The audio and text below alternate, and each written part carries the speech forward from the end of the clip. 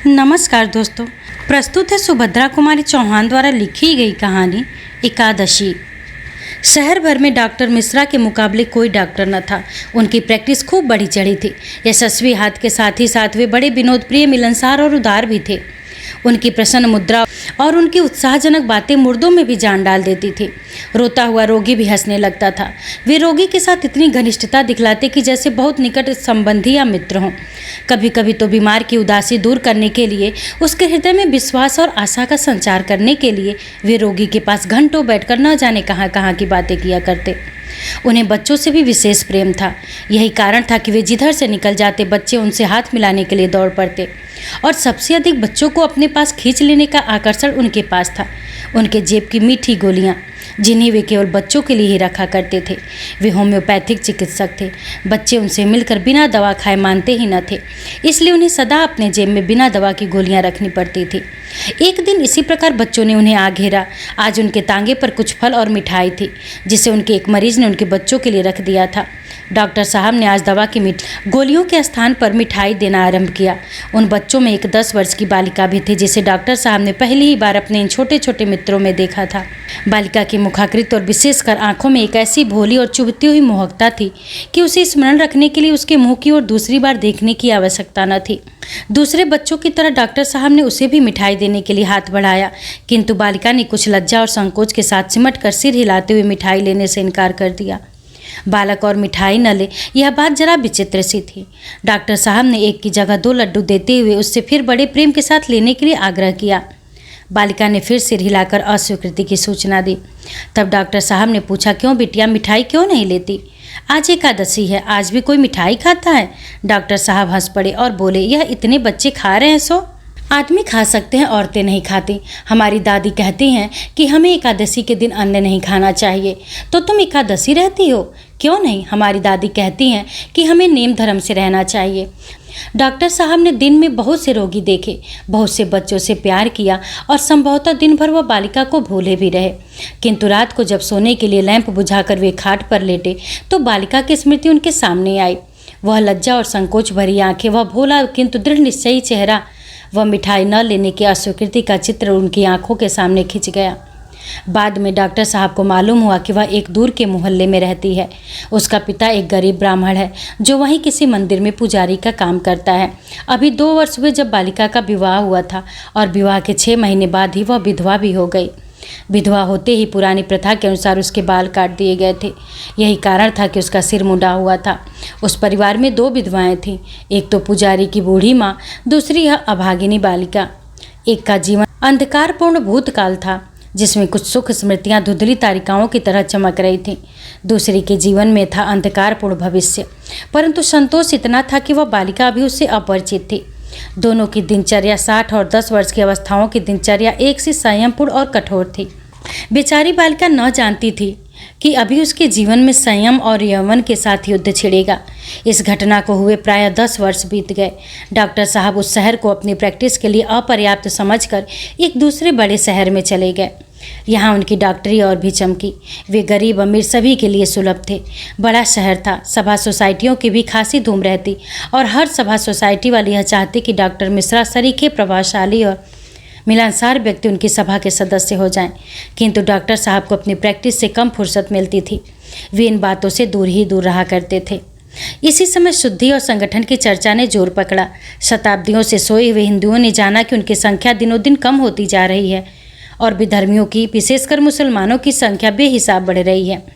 यदि यही क्रम चलता रहा तो 100-150 वर्ष बाद हिंदुस्तान में हिंदुओं का नाम भले ही मिल जाए, किंतु हिंदू तो कहीं ढूंढने से भी न मिलेंगे।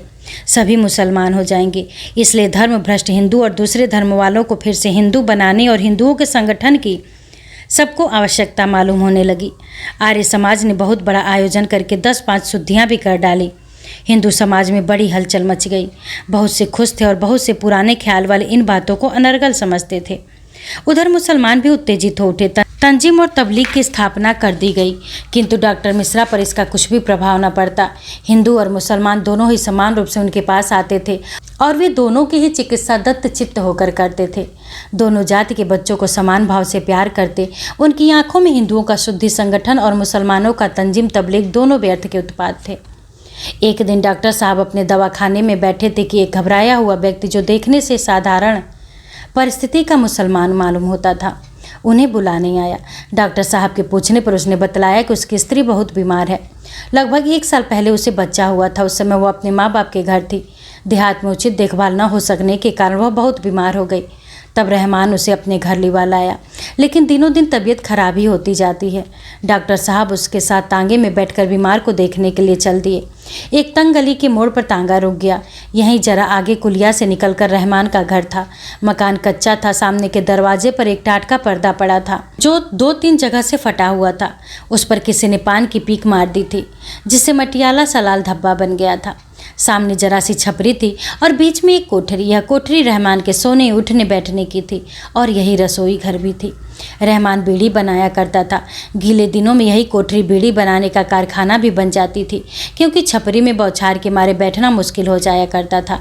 कोठरी में दूसरी तरफ एक दरवाज़ा और था, जिससे दिख रहा था कि पीछे एक छोटी सी छपरी और है, जिसके कोने में टट्टी थी और टट्टी से कुछ कुछ दुर्गंध भी आ रही थी। रहमान पहले भीतर गया। डॉक्टर साहब दरवाजे के बाहर ही खड़े थे। बाद में वे भी रहमान के बुलाने पर अंदर गए। उनके अंदर जाते ही एक मुर्गी जैसे नवगांतुक के भय से गुड़गुड़ाती हुई, पंख फटफटाती हुई डॉक्टर साहब के पैरों के पास से बाहर निकल गई। डॉक्टर साहब को बैठने के लिए रहमान ने एक स्टूल रख दिया।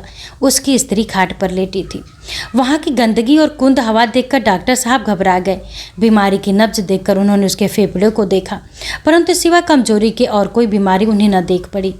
वे बोले, इन्हें कोई बीमारी तो नहीं है, यह सिर्फ बहुत ज़्यादा कमज़ोर हैं। आप इन्हें शोरबा देते हैं? रहमान, शोरबा? यह जब ले तब ना, मैं तो कह कह के तंग आ गया हूँ। यह कुछ खाती ही नहीं, दूध और साबुदाना खाती है, उससे कहीं ताकत आती है? डॉक्टर साहब ने पूछा, क्यों, क्या इन्हें शोरबे से परहेज है? रहमान, परहेज क्या होगा डॉक्टर साहब, कहती हैं कि हमें हजम ही नहीं होता। डॉक्टर साहब ने हंसकर कहा, वाह, हजम कैसे ना होगा, हम तो कहते हैं सब हजम होगा।